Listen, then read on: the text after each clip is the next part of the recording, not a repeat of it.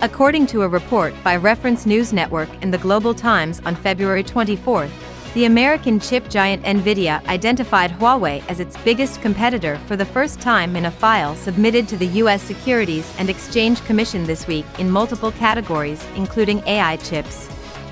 According to the report, Nvidia pointed out that Huawei can compete with the industry in the field of supplying graphics processing units, GPUs, central processing units, CPUs, and other chips for AI.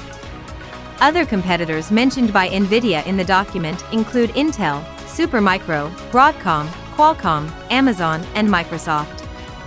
Nvidia's report also stated that new competitors or alliances between competitors have the potential to emerge and gain significant market share. The company also mentioned Chinese tech companies Alibaba and Baidu in the report, citing them as competitors in the cloud services space. It is worth mentioning that Nvidia's stock market value increased by $277 billion on February 22, the largest one-day market value increase in Wall Street history, becoming the third largest company in the U.S. stock market by market capitalization, after Microsoft and Apple.